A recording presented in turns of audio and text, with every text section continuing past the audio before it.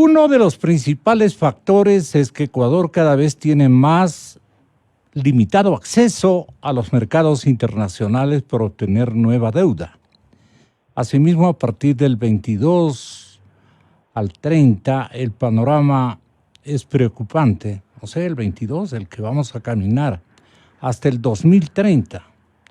El panorama es muy preocupante porque no se vislumbra que haya capacidad suficiente para desembolsar 17.700 millones de dólares debido a vencimientos de bonos emitidos durante el anterior y el actual gobierno. Ecuador está enfrentado a una considerable incertidumbre más allá del 2021 debido a las grandes cantidades de deuda de mercado que vencen naturalmente a partir de ya, según Moody's. Vamos a ver qué nos dice nuestro invitado siempre de excepción, Polibio Córdoba, de la firma Sedatos, que tiene últimas perspectivas. Puntualmente, el marco de referencia ecuatoriano a esta hora de la mañana en Nueva York o en cualquier mercado u ojo observador de los organismos internacionales, especialmente los norteamericanos, que residen con representación mundial en territorio estadounidense. ¿Qué dicen? Polibio, bienvenido, muy buenos días. Permítame saludar cordialmente también. Nos acompaña un gran amigo de la estación y de todos los ecuatorianos que nos escuchan, la respetable figura jurídica y de conocimientos de Rafael Ollarte también está con nosotros. A ver, Polibio, ¿qué tiene usted de información? ¿Qué tiene de datos? Bueno, la situación que vive el país es una situación sumamente difícil desde varios puntos de vista.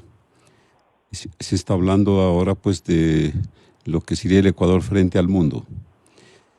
El día de ayer yo tuve la oportunidad de reunirme con representantes de varios bancos del mundo y permanentemente tenemos reuniones que nos visitan empresarios, personas que tienen interés en saber del Ecuador. Y me sorprendió también la preocupación de estas instituciones respecto no solamente del año 2020, sino del 21-22, porque ¿qué es lo que va a pasar en el año 21?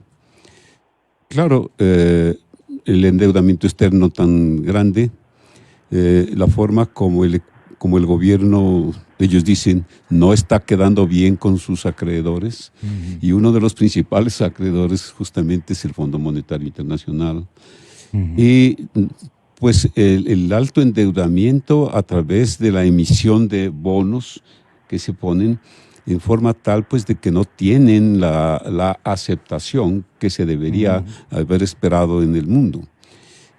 Se tocó también... El viaje a Norteamérica no podía pensarse que nos va a dar ningún tipo de respaldo ante las autoridades del Fondo Monetario Internacional, que es un estamento totalmente distinto a lo que piensen, Gonzalo. A lo que piensen de nosotros los gringos, ¿no?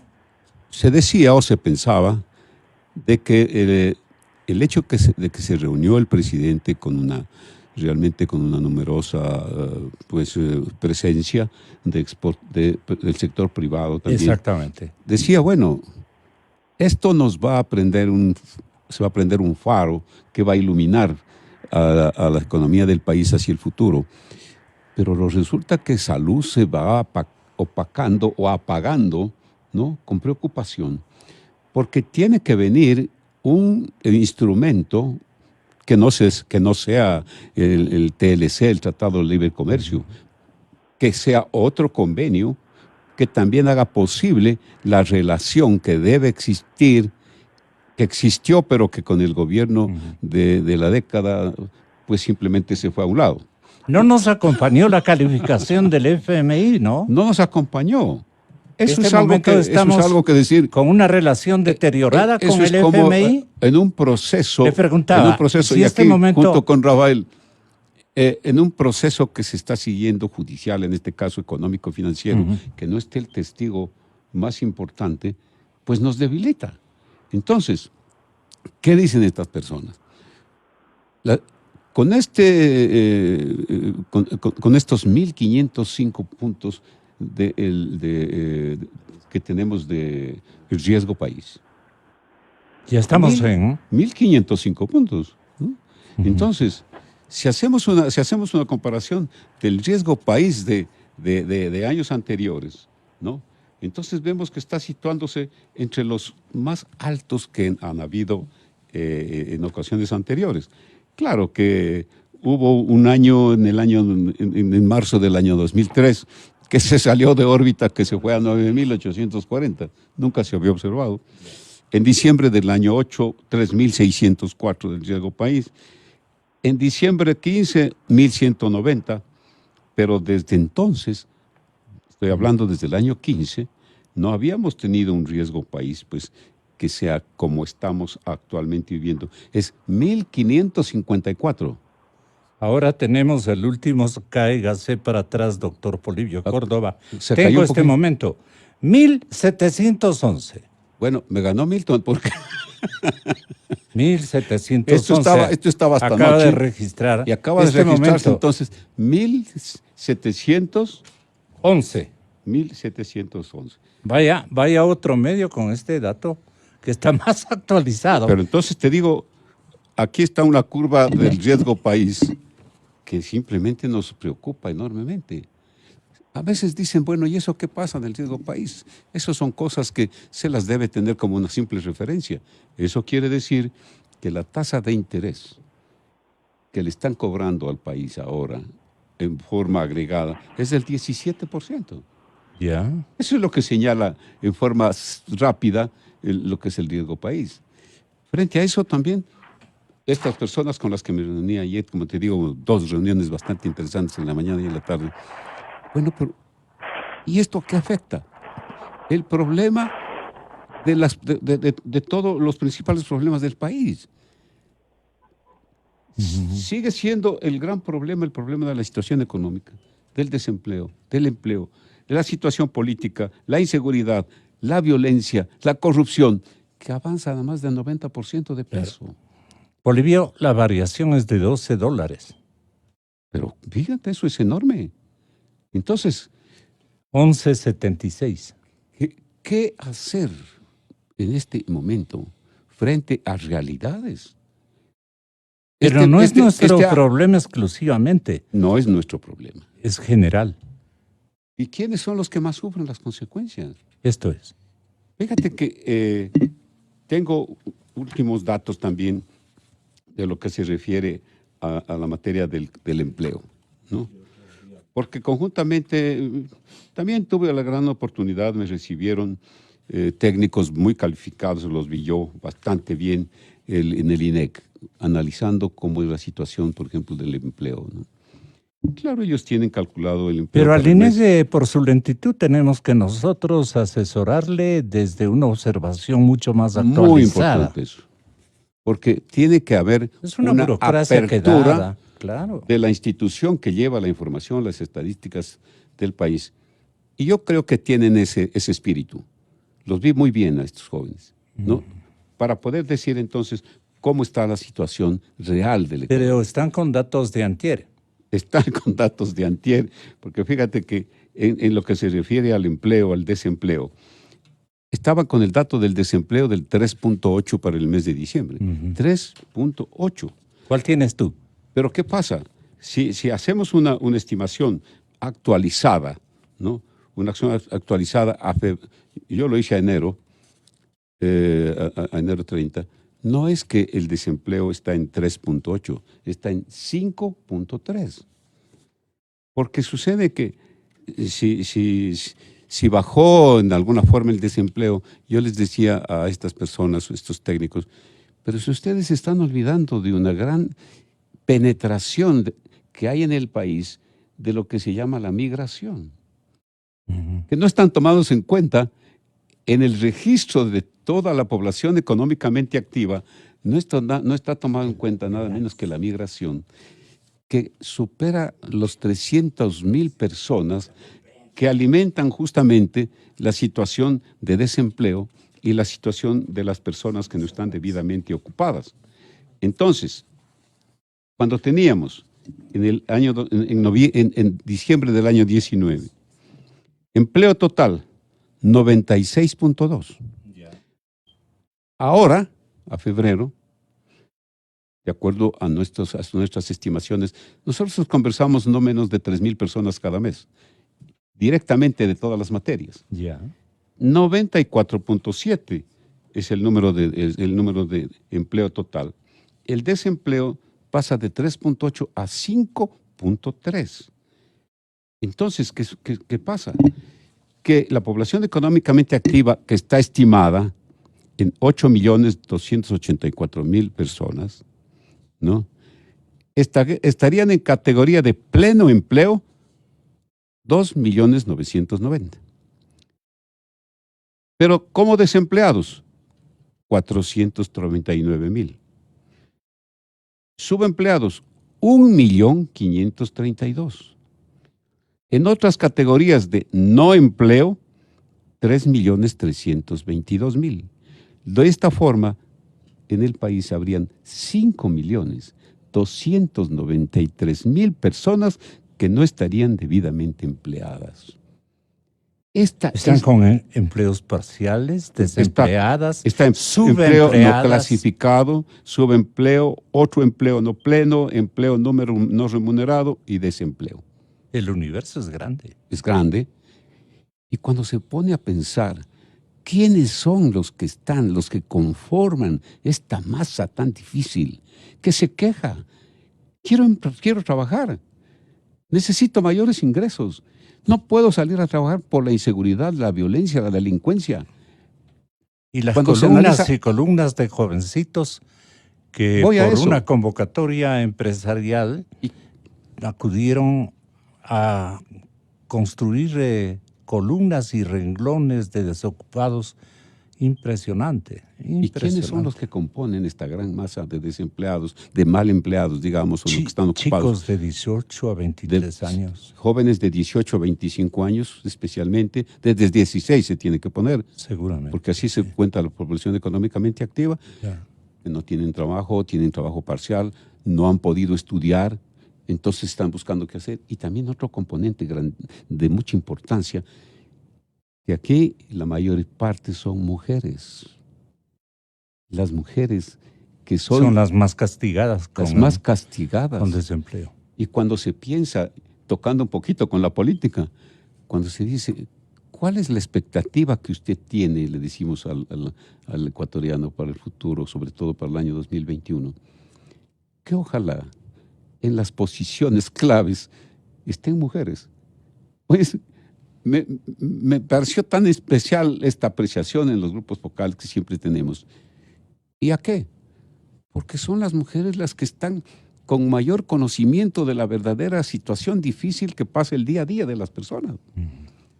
No solamente piensan en su hogar, piensan en sus hijos, piensan en la forma cómo ayudar también a su esposo para salir adelante. Así es. ¿Por qué otra razón usted preferiría a las mujeres? Son jóvenes que salen mucho mejor calificadas. Fíjate que en la universidad, la mayor parte de las... Perdona, pero ellas se sienten las más marginadas, al contrario. Pero es que eso es, te digo, en la universidad, cuando hemos tenido una serie de ceremonias para felicitar a los mejores graduados, la mayor parte son mujeres. Entonces, incluso en ramas muy difíciles, ingeniería electrónica, en medicina, ¿no?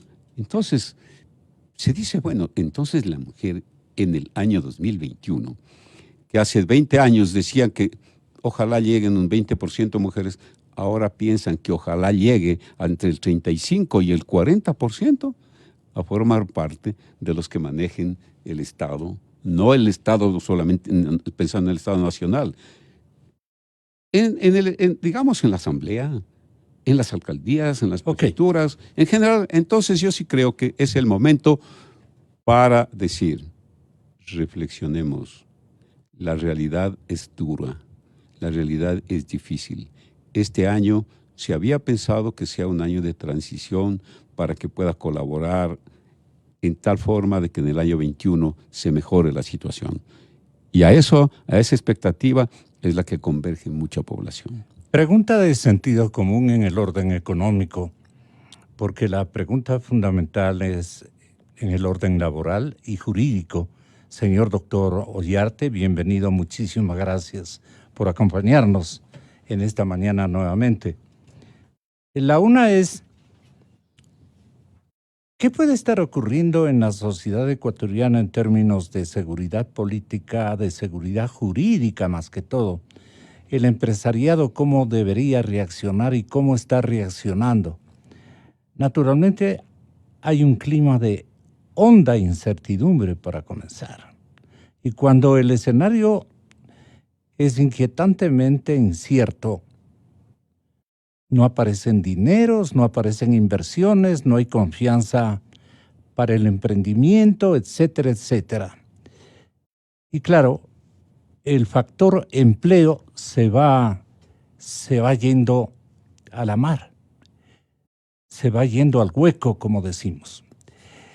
En el Consejo de la Judicatura y por disposición de las normas tan absurdas que estos congresistas de la época han señalado, no se puede poner al aire o con imágenes la intervención abusiva, increíblemente repugnante, diría yo, repugnante de parte del ex vicepresidente de la República el día de ayer. Yo les quisiera oír la grabación, pero mi compañero se empeña en prohibirme porque dice que hay normas. Tenemos la grabación, obviamente. No solo nosotros, tenemos todos los medios. No hay posibilidades de escuchar la grabación, pero sí de leer lo que ha dicho. Esa me parece la incongruencia más tonta, porque la gente lo que quiere oír es al autor de esas expresiones, no al que le da leyendo. Entonces, ¿cómo conciben esas prohibiciones los parlamentarios que deben responder a épocas que ya pasaron? ¿Me están oyendo, señores legisladores, ex legisladores que redactaron esta forma o tendrán una razón procesal muy significativa que ya Rafael Ollarte va a pasar a explicarnos? Pero bueno, vamos analizando él. Si Rafael Correa desea ser candidato, debe aceptar postulación en elecciones primarias en Ecuador o en el exterior. Cualquier persona tiene que asistir donde se realizan las elecciones primarias, que pueden ser en las 24 provincias del país. Así lo dijo Diana Tamaín, presidenta del Consejo Nacional Electoral, en una rueda de prensa cuando se le consultó sobre candidaturas de asambleístas en el exterior.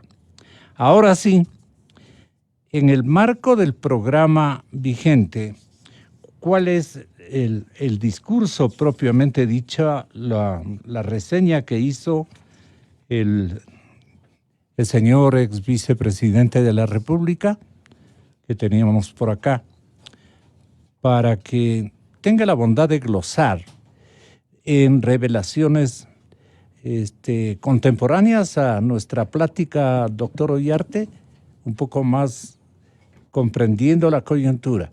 ¿Cómo es lo uno si es factible y lo otro no es factible? Jorge Glass advierte que falta poco para cambios en el país. Esto no lo digo yo, lo dice él, pero no hay cómo pasarle la voz. Porque somos pueblo, volveremos y seremos ya mismo, de nuevo, millones. Con la frase del indígena boliviano Túpac Amaru, el ex vicepresidente procesado por el delito de cohecho resumía el que muy pronto habría cambios en Ecuador, así como pasa en otros países de la región. En un testimonio que duró más de 3 horas, Glass no solo aseguró que es inocente en el caso Sobornos, doctor Ollarte, en el caso Sobornos 2012-2016. Y contra mí no hay una sola prueba que me vincule con delitos de cohecho, dice el SIN. No me refiero al metal, pues,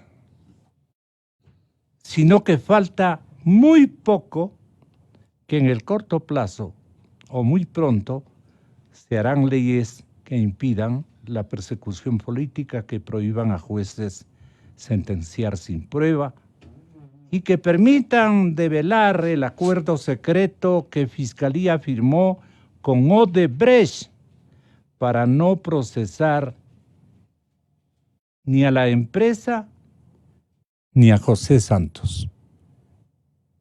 Y no dijo quién firmó.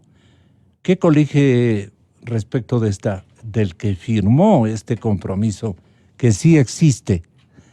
Y hay que atribuir a cuál gobierno. Aquí las cosas claras.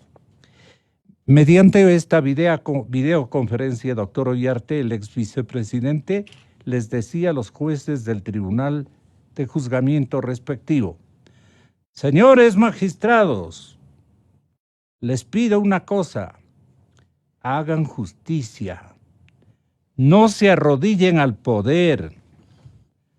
Ustedes también serán juzgados por la historia. No se dobleguen al poder porque además el poder es pasajero. Lo hemos aprendido todos, él especialmente, pues.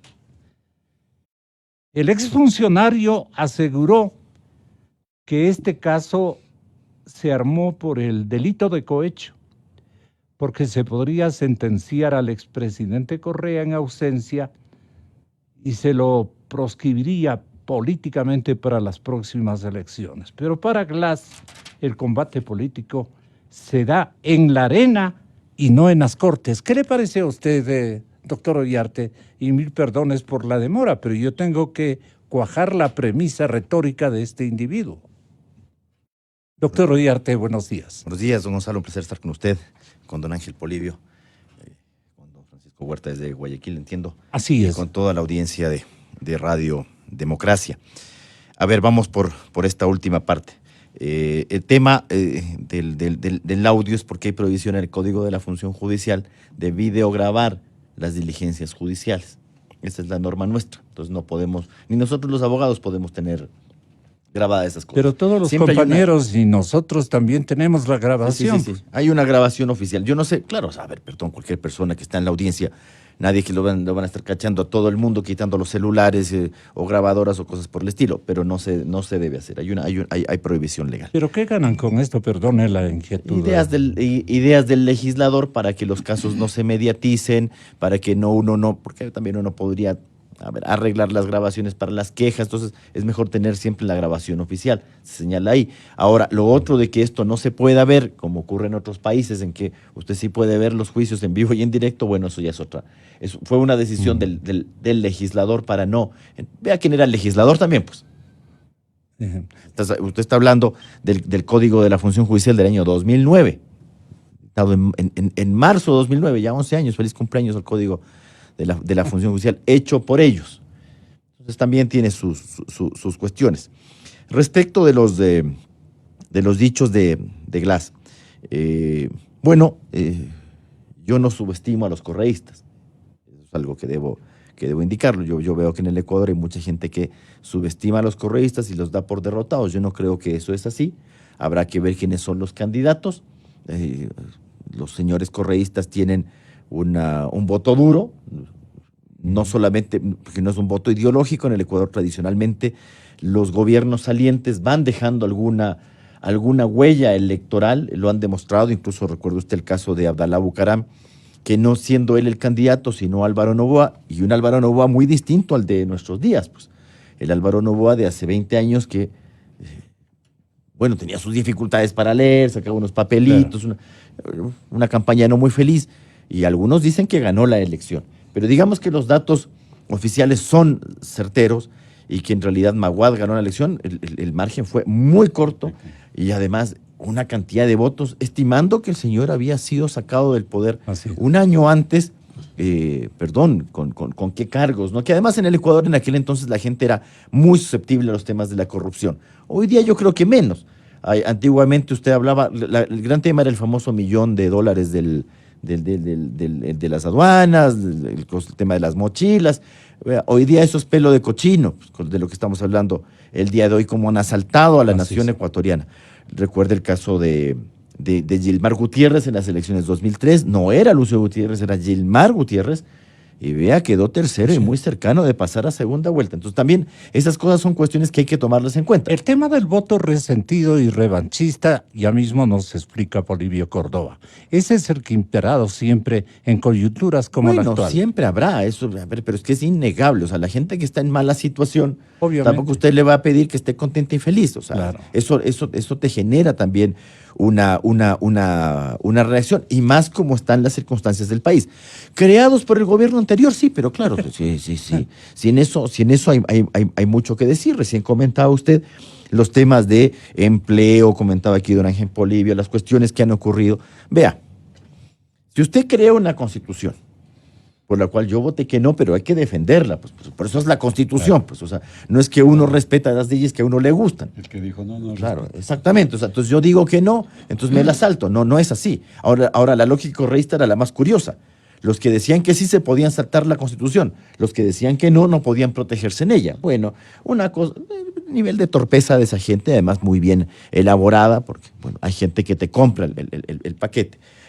Vea, ¿por qué nosotros en Ecuador tenemos escasa inversión extranjera en comparación, no con Finlandia ni con Suiza, porque no tenemos por qué comparar, pero sí con el Perú y con Colombia, pues que son naciones que uno entiende parecidas? ¿Por qué los niveles de inversión extranjera en el Ecuador son tan ridículamente minúsculos? A pesar de que usted tiene una norma constitucional que le dice que hay que fomentar la inversión y hay que fomentar la creación de empleo y valor agregado y bla, bla, bla, bla, bla.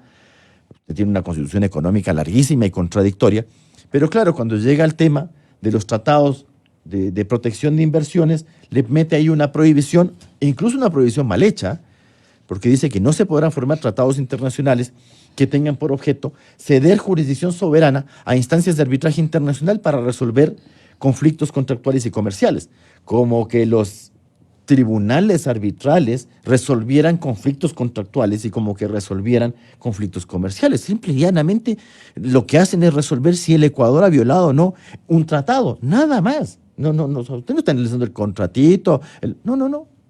Pero usted le clava esa prohibición. Primero, ¿qué percepción tiene un inversionista extranjero cuando toma la constitución del país? Porque la gente sí se entera, pues usted no va a venir a ningún... Yo no sé si algún radio escucha irá a meter $200 en una empresa que no tiene certeza de cuál va a ser el futuro de su inversión. No creo que lo haga, salvo que tenga afán de ir a botar dinero. O como decíamos en el pasado, que esto es como ir a comprarse una acción en el Banco del Progreso. Pues aquí, a ver, bueno, salvo que usted tenga el afán de deshacerse de dinero porque le estorba, lo más probable es que no lo vaya a hacer en las circunstancias en las que estaba el banco en el año 99. Así es la verdad de la milanesa. Ahora, usted va a venir a invertir en el Ecuador, un país que tiene un alto riesgo país, como estamos viendo. Porque hay gente que dice que eso no importa. A vos no te importa, pues que no le has creado un trabajo nunca a nadie, que has vivido siempre de la burocracia, que has vivido siempre de la burocracia privada, universitaria o de la burocracia pública, de lo que sea. Entonces, si usted ha recibido siempre un sueldo, usted no sabe lo que es crear un trabajo. Y si usted encima ha recibido un sueldo de hacer nada, a diferencia de aquellos trabajadores que reciben legítimamente un sueldo, pero que también sufren las desgracias que pasa la empresa y sufren porque la empresa puede caer y quedarse sin trabajo, bueno, eso es una cuestión La distinta. mayor parte de académicos y de políticos Ese es el problema. tienen esta trayectoria Ese problema del academicismo retórica. nuestro. Claro. Es. Yo me voy y me paro y hablo cualquier cosa 1 hora al día o 2 horas al día y luego recibo mi cheque a fin de mes. Pues no tengo que producirle nada a nadie me va a cotejar lo que lo diga. Mientras yo diga cosas políticamente correctas, todo está estupendo. Pero claro, usted como inversionista ve el 422 y usted lo primero que va a decir, ¿por qué el Ecuador prohíbe esto? Si otras naciones del mundo tienen esos tratados bilaterales de inversión. Pero es que esta no es una cuestión dedicada de los poderosos respecto de Iberoamérica, con ese afán victimizador que tienen ciertos sectores políticos. Esto hay entre países europeos, también tienen tratados bilaterales de inversiones. Ahora, ¿por qué razón entonces usted cierra la puerta? ¿No será que me quieren hacer daño, que me quieren hacer huichichío mi inversión? O sea, yo llego a este país, invierto y luego me confiscan y muero. Porque si usted revisa los contenidos de los tratados bilaterales de inversión, ¿cuál era su contenido? Uno, asegurar que los estados recepten la inversión del otro y que el otro recepte la inversión ecuatoriana en su país.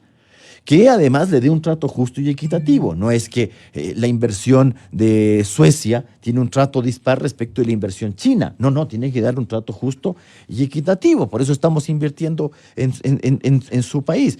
Yo tengo derecho a transferir mis utilidades. Imagínese que usted vaya a invertir, por ejemplo, en Venezuela y le digan, sí, usted puede llevarse sus ganancias en bolívares soberanos. Bueno, así no es la cosa. Pues entonces usted dice, bueno, yo necesito transferir en moneda convertible. Eso es lo que se hace en esos tratados. Si es que le van, incluso las reglas de expropiación, si usted veía las reglas de expropiación en los tratados bilaterales de inversión, son las mismas reglas de la Constitución ecuatoriana. Claro. No confisque, expropie por causa de utilidad pública, pague el justiprecio. Eso. ¿Ya? Usted pone eso en el tratado. Y la famosa solución de controversias, el famoso arbitraje internacional. Claro, don Correa decía que nosotros perdíamos todo. Mira, pero usted puede perder todo. ¿Acaso cree que los tribunales arbitrales tienen mala fe al Ecuador? ¿Por qué no va y revisa cuáles eran las defensas del Ecuador más bien? ¿Por qué no va y revisa esos casos en los que llegaba en aquel entonces, no digo ahora, ni siquiera en el pasado inmediato, en que la Procuraduría llegaba y decía nosotros somos soberanos y se iban de la audiencia? Bueno, pero perdón, si no se quiere defender, luego no se queje de que le van a sacar la perimbucha, porque el otro sí va a actuar prueba. Entonces también es una cosa de cómo se está usted defendiendo. En eso la Procuraduría ecuatoriana ha crecido mucho, ¿ya? Pero claro, Correa tenía esta idea. Pero qué cosa más contradictoria. Le pide a la Corte Constitucional Cervecera en el año 2010 que se pronuncie sobre la inconstitucionalidad de esos tratados. La Corte Cervecera, naturalmente, como era bien cervecera, ni leía los tratados bilaterales. Y simplemente decía, aquí hay una cláusula arbitral, es inconstitucional el tratado. Y declaró la inconstitucionalidad de decenas de tratados bilaterales de inversión en el año 2010. Pero ojo, ¿por qué ese era Rafael Correa? Pues este es Rafael Correa. ¿Cuándo denunció esos tratados Rafael Correa? ¿El 2010? No. Lo denuncia en mayo del año 2017 antes de largarse. O sea, tuvo 7 años la declaración de inconstitucionalidad para denunciar el tratado. Malas decisiones de la Corte. Bueno, pero no había Corte. ¿Qué le vamos a hacer? ¿Ya? Era un grupo de señores que le hacían, que agachaban el moño nomás. Sí, patrón, sí es inconstitucional porque usted lo dice. Bueno, ¿y por qué no denunció inmediatamente? ¿Por qué no nos quedamos todo su gobierno, sus 2 periodos, sin tratados bilaterales? No, sinvergüenzamente una semana antes de dejar el poder, le deja la fregada a Lenín Moreno denunciando todos esos tratados. O sea, a ver, tampoco es que entonces la reacción de Lenín Moreno es gratuita, pues no hay que defender a este gobierno para entender de que el otro le dejó haciendo una de este color. Le deja haciendo pues, la mesa tendida. La mesa tendida será hacerle eso. Entonces usted sea incluso un irrespetuoso. ¿Le preguntó siquiera el presidente electo y estaba de acuerdo con eso? No, se lo pasó a llevar nomás. Déjele que llegue, si el otro verá si denuncia. No, yo te dejo denunciando.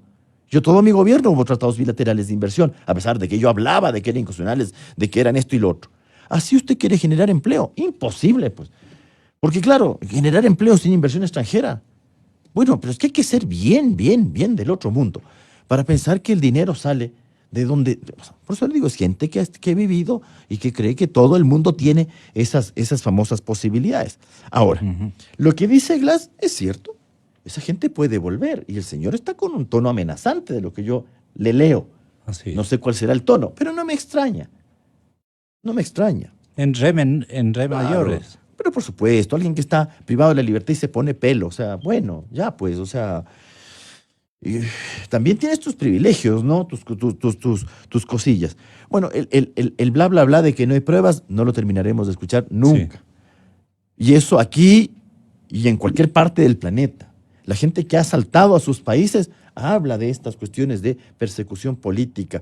Leí ahí que la hija del expresidente de Angola, que gobernó entre el 75 y el 2017, $1.000 millones de un país africano, Y claro, le están pidiendo, vea, devuelva. Persecución política, todo. El Lula, persecución política. Todo el mundo es persecución. Usted puede llevarse a su patria, que sirve, que es patria solamente para hacer esto, y no para hacer lo que sí se debe hacer con la nación de uno, que es protegerla y engrandecerla, sino abusar de ella, comerse todo, ponerle ruedas al país y llevárselo, ¿ya? Y acusar persecuciones políticas. Ahora, la desconfianza internacional, doctor Polibio Córdoba, de los mercados me refiero, ¿no?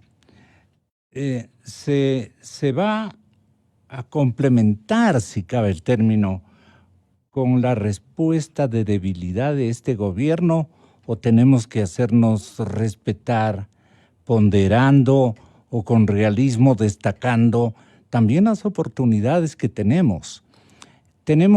Después del viaje a Estados Unidos decían que teníamos las mejores oportunidades para recolocarnos en el andamiaje estadounidense, especialmente de las inversiones, de la presencia de buenas empresas, de buenos planes de desarrollo en bien de nuestro país y de ellos, ¿no?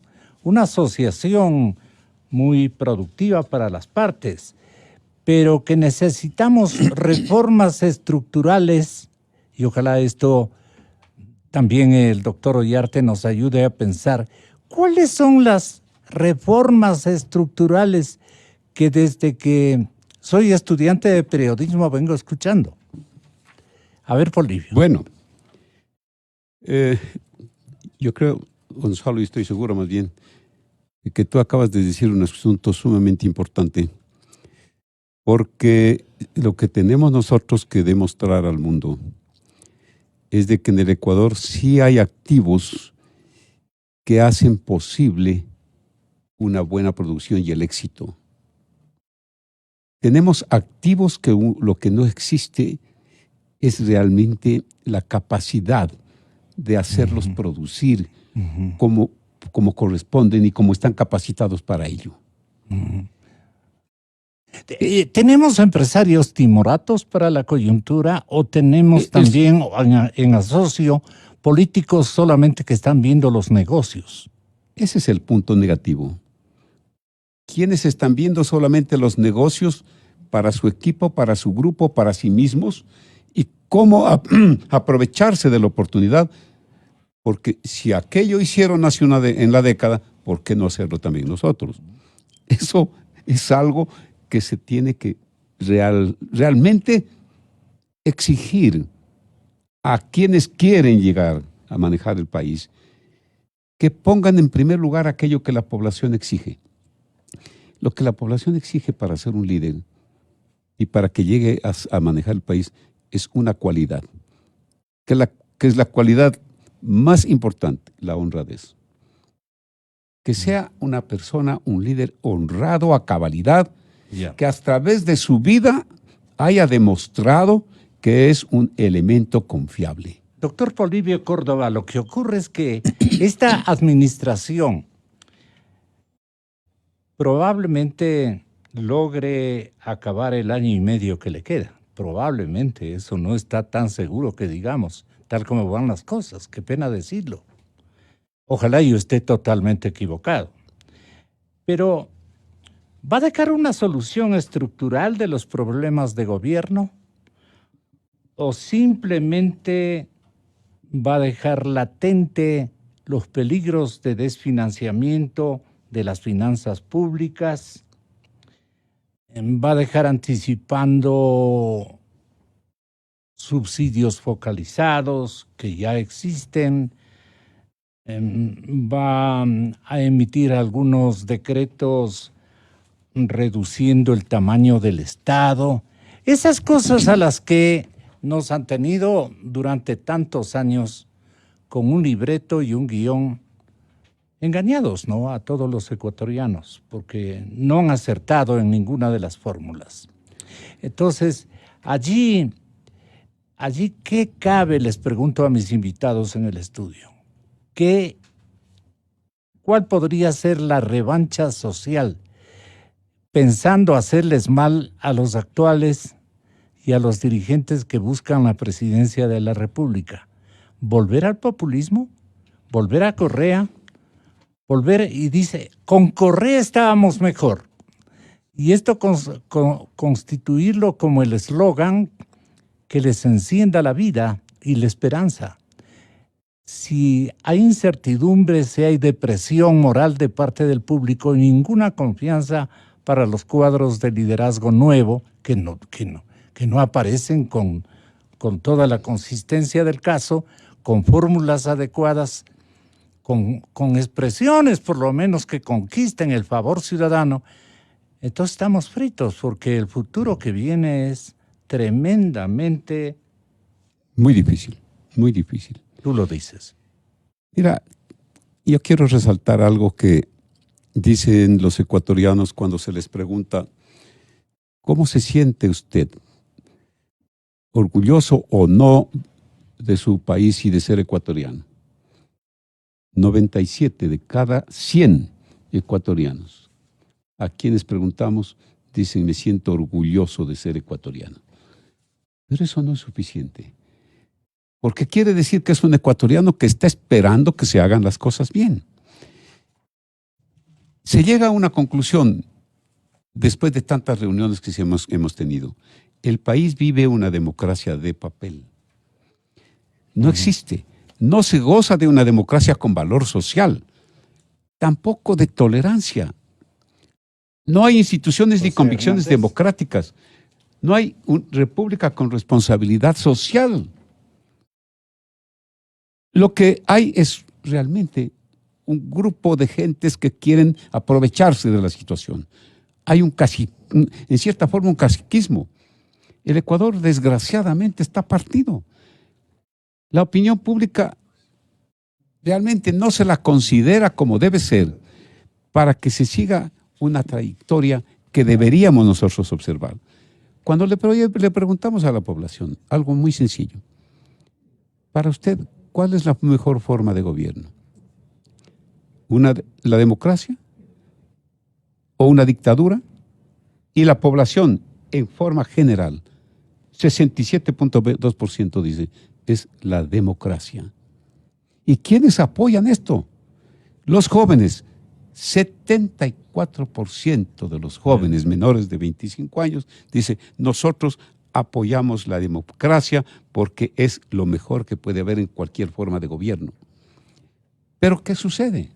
Si bien es cierto que apoya la democracia, y le decimos, ¿y cómo cree usted que se ha manejado esa democracia? El sistema democrático ha sido debidamente manejado, usted se siente satisfecho. Solo 27% de la población está satisfecha con la forma como se ha manejado la democracia. O sea, no es que falta por los ecuatorianos, no es que no defienden los ecuatorianos a la democracia, sino la forma en la que se la practica, en la forma como se la ejerce de parte de quienes tienen la gran oportunidad de manejar el país, no han cumplido. José Hernández menciona lo siguiente, se pregunta más bien dicho y nos pregunta al resto de ecuatorianos, ¿por qué el Ecuador fluctúa entre la búsqueda incesante de un redentor, de un líder presidencial y el desengaño que produce la comprobación de haber apostado mal? Entonces el doctor Rodrigo Tenorio interviene, él es un psicólogo clínico y habla de un país. Por un lado un país que busca, por un lado, un Mesías, el famoso Mesías prometido, y por otro, rinde culto a la tanatofilia o atracción hacia el suicidio, pues hacia la muerte, ¿no? Plata. Es un poco eso, dice, ya que se ha roto, criollamente, dicen doctor Ollarte, ya que se ha roto, que se rasgue. Pues. ¿Qué caray? Esa es una actitud masiva de la población ecuatoriana. Tampoco es una concurrencia ideal, pues no. O sea, también tenemos... Y los que han cometido actitudes equivocadas, negligentes, faltas de reflexión y de afecto al país y a la causa nacional son precisamente estos descontentos. Eso hemos vivido desde que yo tengo uso de razón. He visto que esa es una característica no solamente del pueblo ecuatoriano, sino todas las dimensiones populares del planeta. ¿Por qué el hombre es así? Bolivia quiere, Pero mira, y el doctor Ollarte también. es que si bien es cierto que, como decía hace un momento, los ecuatorianos quieren que se ejercite una democracia positiva, favorable, desgraciadamente los hechos, lo que se observa, todo esto que hemos vivido en estos últimos años de los juicios, de que se encuentra la cantidad de dinero que se han llevado, se habla de más de 70.000 millones de dólares, y en fin, esto hace que al ecuatoriano que está deseoso de tener un país mejor, se sienta pesimista, pues oye. Claro. ¿Cómo levantar el optimismo de esta gente? Está el optimismo 16%. ¿Cuál es la revancha del pesimismo hacia la institucionalidad y hacia las decisiones nacionales de parte de la gente Esta gente descontenta? que más o menos casi un 80% dice, aquí seguirán las cosas igual que siempre, vamos a estar peor que antes. ¿Qué es lo que espera? Que en este año de 2020, sea un año en que no se dedique la gente a buscar nuevamente cómo llegar para robar, sino que tiene que buscar los ecuatorianos que tengan la oportunidad de escoger a gente que pueda demostrar. No lo van a hacer. Pero tenemos que hacer de alguna manera. Que vuelva Correa, dice. Fíjate cuando se le dice, esto es tan grave, usted apoya a los partidos políticos. Más del 60 y pico % dice, yo no quiero saber nada de los partidos políticos. 63% Tenorio. no quiero saber nada de los partidos políticos. Partidos que en el año 2013 tenían más de 55% de apoyo, ahora tienen 3%. Entonces esta es la razón de un pesimismo tan grande que tenemos que superar. ¿Cómo cree usted que van a ser las elecciones? Es unas respuestas que a mí me dejan realmente tan triste como ecuatoriano. ¿Usted confía o no que las próximas elecciones del año 21 serán confiables? La cuarta parte dice que cree que van a ser confiables. Que el 75% de la población no crea que van a ser confiables las elecciones del año 2021, eso es gravísimo. Entonces, con un Consejo Nacional Electoral que se debate en situaciones tan tristes, tan difíciles, no se despierta entonces el optimismo en la población. Todos tenemos que contribuir y sobre todo aquellos que tienen en sus manos la oportunidad de manejar el país deben dar la oportunidad para que el ecuatoriano ¿Usted qué se vuelva dice, optimista. doctor Ollarte? Gracias, Bolivia. Hay que tener cuidado siempre cómo los gobiernos están tratando a la población. Porque una cosa es permitirle a la población, a todos, producir y desarrollarse y realizar sus capacidades y virtudes.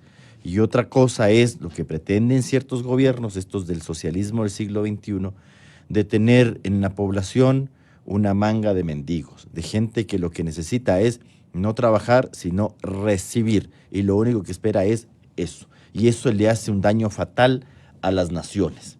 Porque usted tendrá ahí una población vegetante, nada productiva, y que naturalmente eso no hará crecer nunca el país. Y claro, si usted acostumbra a la gente, incluso pasándose su constitución. Porque claro, uno debe entender que hay gente que tiene muchas necesidades. Ahora, esas necesidades se solucionan con un subsidio a los combustibles que beneficia a los que más tenemos. ¿Es eso justicia? ¿Es eso adecuado?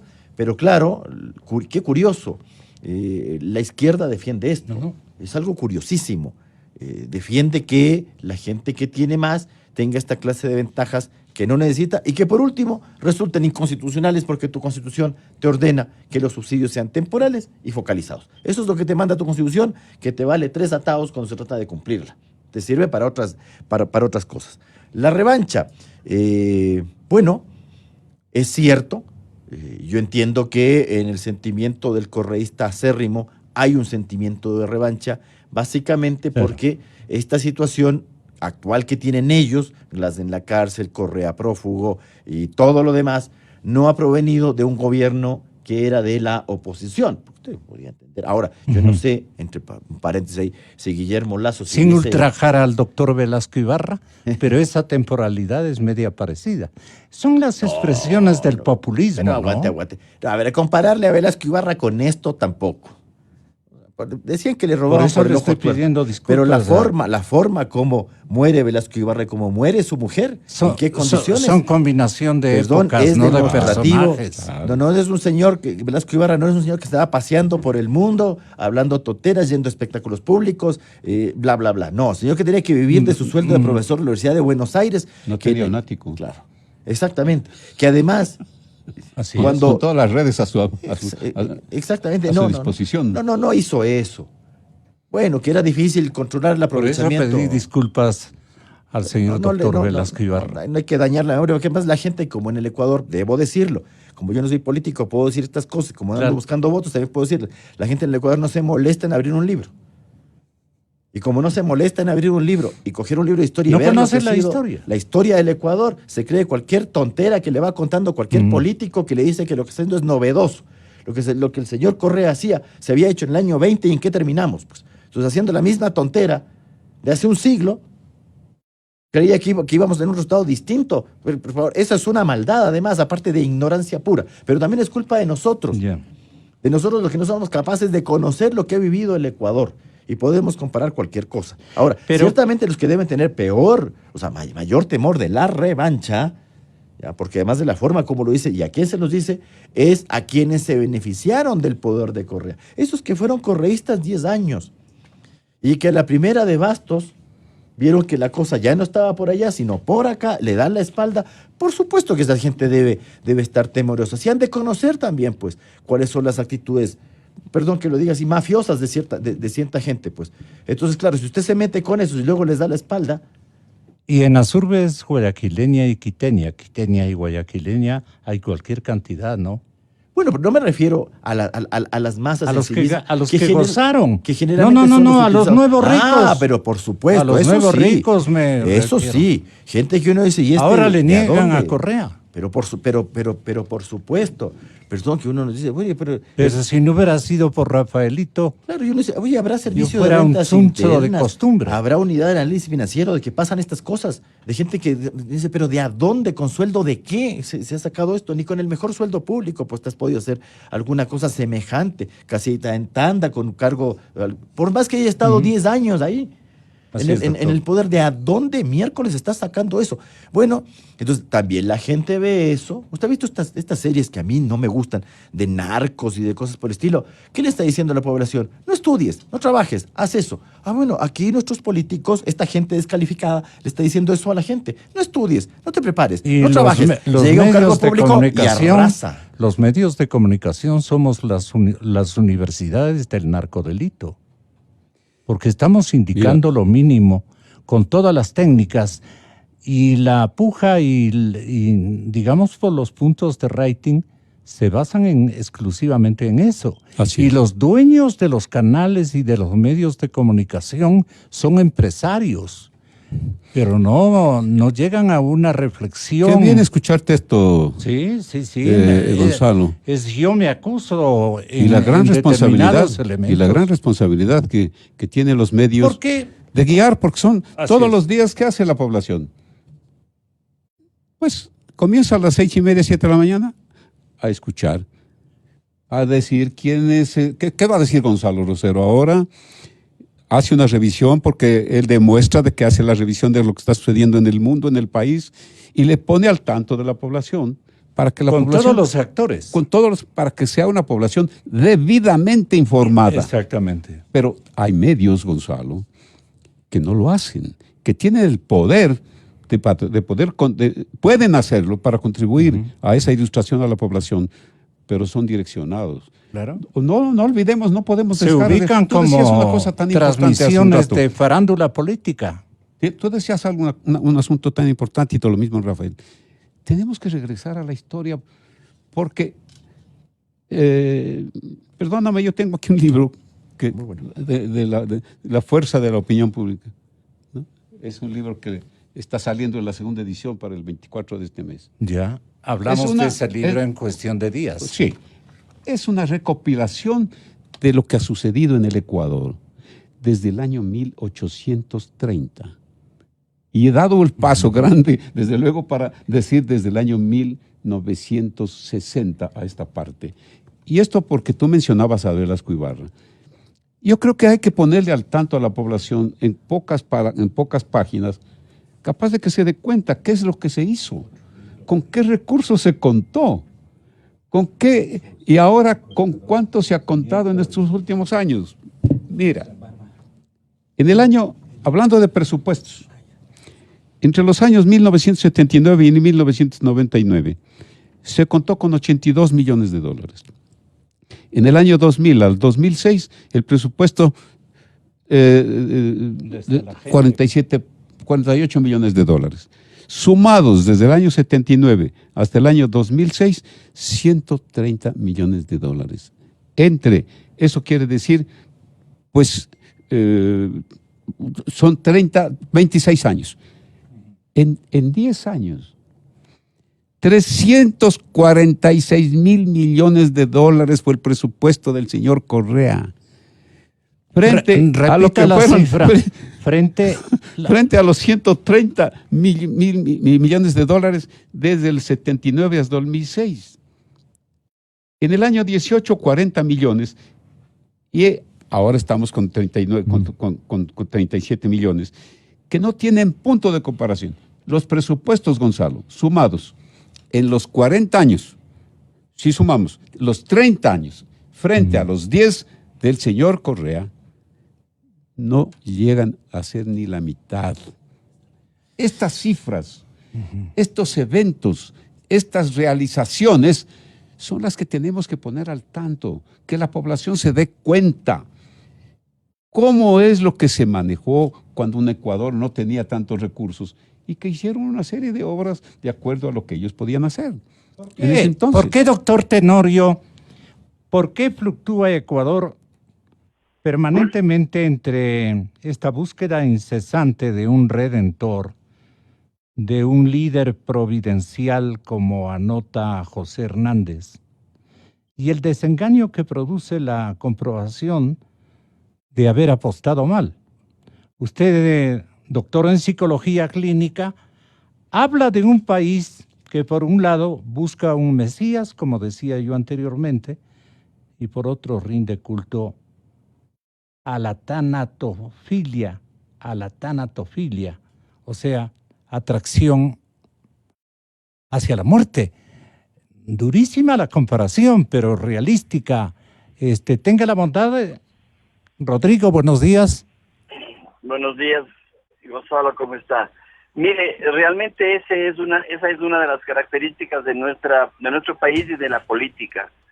El país en su mayoría no tiene ninguna concepción de lo que es la política, ni está al tanto de los grandes desórdenes, robos y todo de la política. No está al tanto, la mayoría. Esa mayoría es la que en definitiva elige a las autoridades. Esa mayoría es la que finalmente es embaucada por los políticos y esa mayoría es la que elige. Desgraciadamente en el Ecuador, nosotros, los del espacio social, de la academia, de los estratos políticos y económicos más medios altos, nosotros no elegimos. Elige la mayoría, esa mayoría que fluctúa entre la vida y la muerte. Nosotros tenemos criterios, buscamos al mejor candidato, optamos por él, pero nosotros no elegimos. Por eso la necesidad de que haya un proceso educativo político con las masas. De lo contrario, si viene Correa mañana, Correa gana. Si no tuviese los juicios, si no estuviese sentenciado, Correa gana. ¿Cómo ganaba Velasco Ibarra? ¿Se acuerdan? Le tumbaban a Velasco Ibarra y al día siguiente era de nuevo presidente. Esa es la tanatofilia. El buscar siempre, el país siempre está buscando el malestar, no el bienestar, Gonzalo. Muchas gracias, Rodrigo, muy amable. Feliz día. ¿Ah? Muchas gracias. Las 8:04, 8:04. Ya para terminar, ¿dónde está la gente? Hay otro libro también. ¿Dónde está la gente? Saludamos también esa obra de Jaime Durán y Santiago Nieto. Las dos las haremos conocer la próxima semana con la teoría, Polibio. Claro. ¿Qué se llama? Perdona. La fuerza de la opinión pública. La fuerza. Van por más o menos por los mismos terrenos de investigación, ¿no es cierto? De averiguar especialmente la actitud de nuestra población. Y en la segunda edición, que saldrá, como te digo, el 26 de marzo, he tenido que complementar con 2 capítulos del Ecuador que se ve ahora y del que se está viendo el próximo año.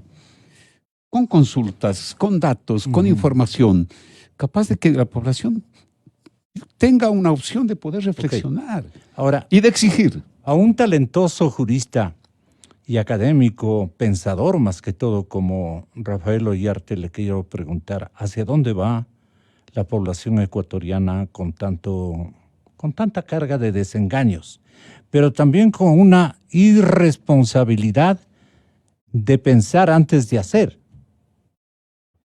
Porque también ellos nos han embarcado en asuntos de su temperamento coyuntural y cosas así. Han vacilado, han jugado con los destinos del país. Eso también hay que reclamar. Si no son de zoológico, pues no. Nuestros compatriotas son gente con todas las características y los poderes que tenemos, la gente que hemos actuado reflexionando y que también nos hemos equivocado del medio a la mitad. Doctor Ollarte, tenga la bondad, usted termina el programa. Es que también depende de la posición social que uno tiene. Uno en general puede decir que nosotros debemos, y yo hago mea culpa, de condenarnos a nosotros mismos por la forma de elegir. Esta gente que ha ladroneado el país no ha llegado pues por otra vía sino por la del voto. Pero también hay que considerar que mucha gente, por su vida, por la forma, esto de tener que levantarse a las 4 de la mañana, llegar a un trabajo, deslomarse, tratar de sacar el día a día, volver a la casa, a ver si puede darle algo de comer a los hijos y mantener la casa. Bueno, no le pidamos tampoco que...